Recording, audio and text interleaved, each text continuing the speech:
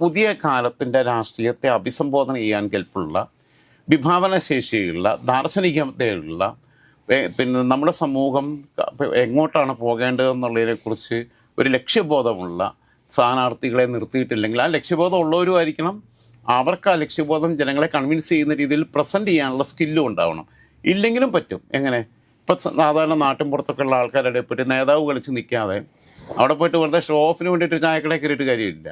ഇപ്പോഴും നമുക്കറിയാവുന്ന ചില MLA-മാരുണ്ട്, വൈകുന്നേരം ആയാൽ കലിങ്കിലിരുന്നിട്ട് 2 സ്മോൾ അടിക്കുന്നവർ വരെയുണ്ട്.